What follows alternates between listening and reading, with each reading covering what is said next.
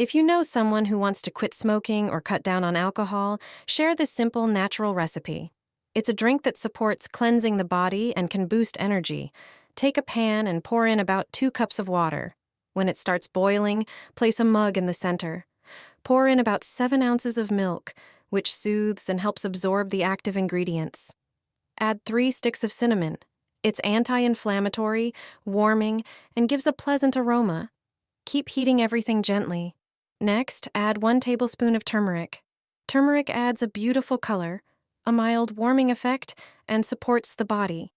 Carefully remove the mug and place it on a board. Add 1 tablespoon of honey, which sweetens the drink and makes it taste smooth and enjoyable. Stir everything well to create a rich, aromatic drink. It cleanses, warms, and strengthens the body. Drink it once a day, morning or evening, and you'll feel the difference within a few days. It's a simple ritual that can become your daily support.